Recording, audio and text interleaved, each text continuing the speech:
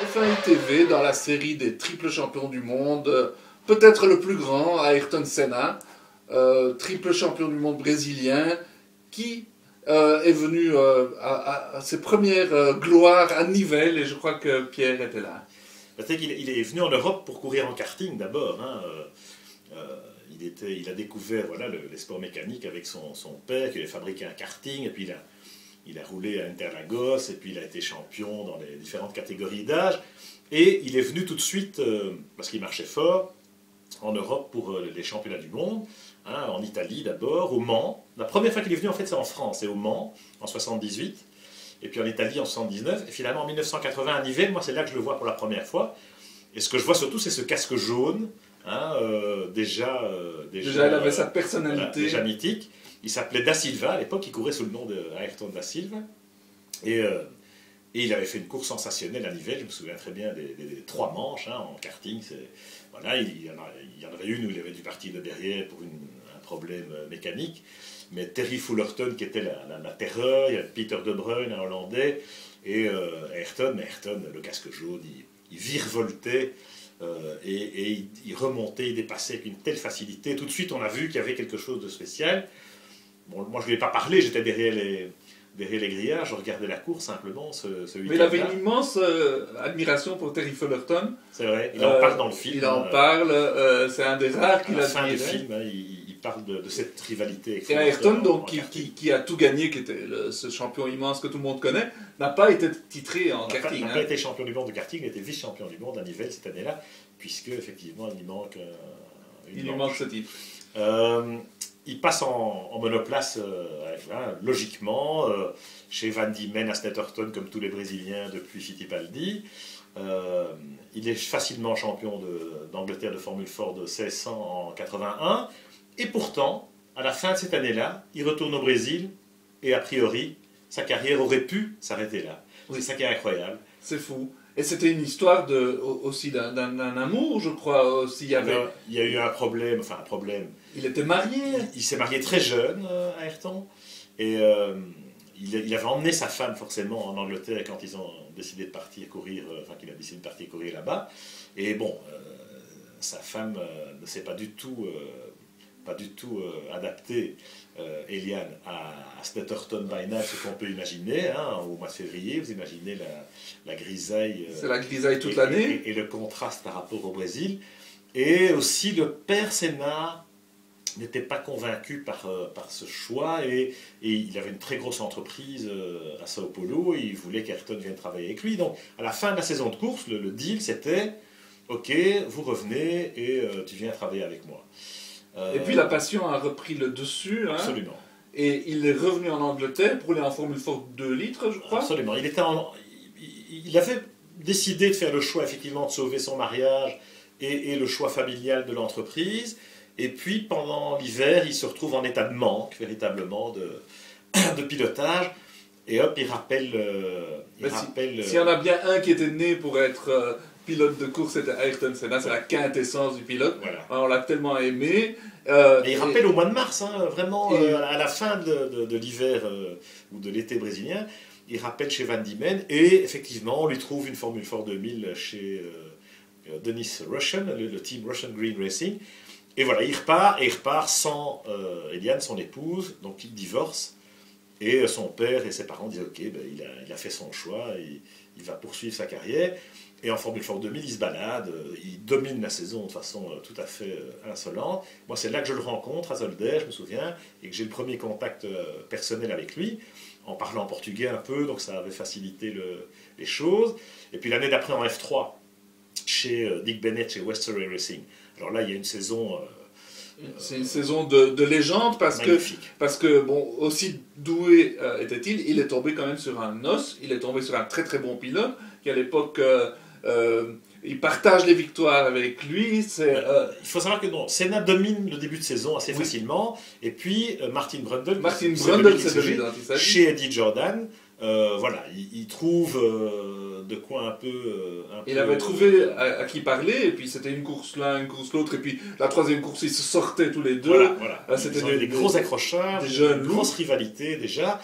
Mais Senna avait une sorte d'autorité malgré tout et de confiance en lui qui, voilà, par rapport à Brundle quand même, il était... Ça c'est assez extraordinaire parce qu'on suit la course automobile depuis des années, mais Senna, on savait, c'était quelqu'un d'exceptionnel. Déjà, bon, ceux qui avaient le moindre doute en Formule 4 2 litres, eh ben, en Formule 3, ils l'ont su, c'était lui le patron. Oui, mais c'était surtout lui qui avait cette confiance absolue en ses moyens et en ses capacités. Alors certes, il avait tout gagné en Formule 4, en Formule 3, mais on en a vu d'autres faire des parcours comme ça dans les formules de promotion, y compris des Brésiliens à l'époque, je pense à, je sais pas moi, Chico Serra par exemple, ça vous dit rien Oui. Voilà, c'était un mec qui avait aussi dominé la F3 anglaise. Donc, lui savait très bien qu'il avait ce quelque chose de plus.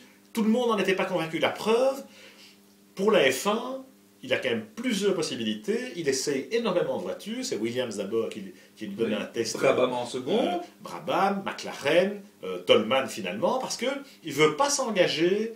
Les teams, un team comme McLaren ou comme Brabham, n'ont pas de volant à lui proposer de façon garantie pour l'année suivante. Williams non plus. Il s'en mord des doigts après, hein, mais bon.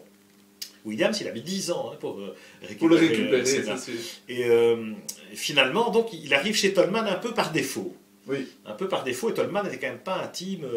Bon, cela dit, il fallait apprendre le métier, et il est tombé dans une équipe qui lui a permis quand même de se révéler, hein, le fameux Grand Prix de Monaco et d'autres. Et puis il y avait aussi l'aspect de commencer dans une écurie... non pas un top team, mais une seconde zone, pour ne pas avoir trop la pression, pour pouvoir apprendre pendant un an. Et puis pour sortir du lot. Voilà. Parce que bon, alors la Toleman moteur Arturbo, on est dans ces fameuses années, milieu des années 80, hein, où les voitures sont terriblement sauvages. Et celle-là était super spectaculaire avec ses doubles ailerons. Voilà, et Ayrton, bon, ben, il y a le Grand Prix de Monaco, le fameux Grand Prix de Monaco sous la pluie, et puis il y a d'autres courses, hein, il y en a eu beaucoup. Le Grand Prix d'Angleterre, Grand Prix du Portugal à Estoril, où vraiment... Avec une Toleman, de faire des podiums, c'était assez exceptionnel. Et là, tout le monde a compris qu'on a affaire à... Il apprend à travailler quand même avec des grands professionnels, parce que chez Toleman à l'époque, il y a des gens comme Pat Simmons, il y a Rory Byrne, qui est le designer de la voiture. Donc pour Ayrton, c'était une bonne école. Mais tout de suite, il avait un contrat de 3 ans avec Toleman. Tout de suite, il a compris que... il a montré d'abord que effectivement il était le patron. Et là, le paddock se rend compte que c'est un talent exceptionnel. Donc, la course pour obtenir ce service est lancée. Et c'est Peter Warr qui gagne le gros lot avec Lotus. Les fameuses GPS Lotus, John Player Special Lotus. Et Ayrton, un peu de manière cavalière, casse son contrat avec Toleman, qui courait encore, mais il dit non, il montre son caractère, et il faut beaucoup de caractère pour réussir en Formule 1. Il dit non, mon avenir passe par un top team, et il va chez Lotus avec du carreau. Il montre son ambition, surtout. Il montre son ambition en disant, voilà, moi, Toleman, je ne peux pas gagner avec Toleman, eh bien, tant pis pour mon contrat. Il paye un dédit où il y a un arrangement d'une manière ou d'une autre, une bataille juridique en tout cas, et Lotus emmène l'affaire. Le voilà chez Lotus en 85 pour 3 saisons cette fois. Là, il a un contrat de 3 ans, il va aller au terme de ce contrat. Et là, on découvre vraiment un talent exceptionnel. Formidable, et tout le monde se souvient de sa première victoire à Estoril, où dans des conditions dantesques qui dominent tout le monde... de la tête et des pieds. Mais parce tout le monde a un tour. Tout le monde a un tour. Mais Elio De Angelis, son équipier chez Lotus, termine 3e. Il n'était pas manchot. Il termine 3e à un tour d'Ayrton. C'était un festival. Avec ce moteur turbo, il fallait contrôler. Il était vraiment pour ça. Et bon, toute la série des pôles position, parce que la Lotus n'était pas toujours la plus compétitive, ou en tout cas pas la plus fiable. Mais c'est l'époque des 1200, 1300, 1500 chevaux en qualif. Et où Ayrton, on savait qu'il allait faire la pole, ils étaient là, on mettait les pneus de qualif, on savait qu'il y avait 2 trains de qualif, et on attendait ce moment, et au moment où il mettait les pneus de qualif, voilà, le tour d'Ayrton, il allait chercher le dernier carat. Ouais, mais c'est de là que vient son sobriquet Magic Senna, parce qu'on le savait. Ayrton sort un tour, à fond, il y avait la pole, et il trouvait la place dans le trafic. Et ces tours étaient époustouflants. C'était fantastique. Tout le monde attendait son tour de qualif. Et puis il gagne quand même quelques beaux grands prix avec la Lotus, notamment à Spa, enfin sur des circuits, voilà, à Monaco avec la Lotus à suspension active. En 87, il gagne Monaco et Détroit cette année-là. Mais bon, le nombre de pole position est impressionnant, donc il montre qu'il est intrinsèquement le plus rapide. Magic Senna, le surnom lui vient effectivement après sa victoire à Estoril. En réalité, Tout le monde dit que c'est Patrick Tambay qui lui a trouvé le sobriquet. Le surnom que Tambay avait trouvé à Estoril après la victoire d'Ayrton sous la pluie, c'était E.T., un extraterrestre. Oui. C'est l'époque du film E.T. Et Patrick dit voilà, ce jour-là, il y avait 25 pilotes de F1 et E.T. En l'occurrence. Oui, et la grille de départ était remplie de talent. Hein, faut pas... C'était incroyable. Il y avait du beau monde. Il y avait du beau monde. Prost, Lauda, le niveau était très Mansell, haut. Mais Senna était quand même un niveau au-dessus, en tout cas en vitesse pure. Oui, en talent pur. Et puis il y avait aussi cette volonté, cette ambition qui était dévorante. Quasi mystique. Oui, absolument. Enfin, il était vraiment dans un trip où voilà, il sacrifiait tout à la course, vraiment tout. Et son mariage, sa vie privée. C'est vrai que pendant des années, on ne l'a pas vu avec des filles parce qu'on se concentrait sur la course. Et vraiment, il pinaillait avec les ingénieurs jusqu'à pas d'heure. Enfin, c'est là qu'il a. Voilà.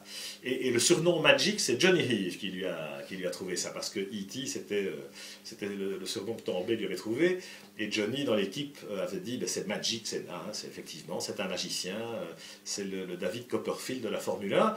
Et ces années Lotus l'installe vraiment dans ce statut de superstar. Et là, il montre vraiment qu'il est une superstar, aussi en n'acceptant pas un second pilote, en disant on n'a pas les moyens d'avoir deux premiers pilotes. Il refuse Warwick à un certain moment. Warwick, parce que GPS, le sponsor anglais, voulait un pilote anglais. Et Senna s'est dit non, Lotus est un team qui n'a pas les moyens d'avoir 2 voitures au top niveau. Si j'ai un anglais dans les pieds, ça risque de se retourner contre moi. Exemple, Piquet avec Mansell chez Williams. Et Ayrton fait preuve effectivement de cette autorité naturelle, où il dit à Lotus non, moi je veux pas de Warwick. Et il se retrouve avec Johnny Dumfries, un frais et moulu de Formule 3 et qui fait ce qu'il peut, mais par rapport à cette charmant au demeurant et un noble, une grande famille anglaise, Johnny. Et puis avec Nakajima. Évidemment, Honda arrive dans la pièce chez Lotus et Ayrton, comme il avait bien travaillé avec Renault à l'époque des moteurs Renault Turbo et toutes ces pôles positions, l'époque GPS, dans la version Lotus Honda avec Kamel la dernière année, et là il crée des liens particuliers avec les motoristes japonais, avec les ingénieurs et avec les dirigeants de Honda.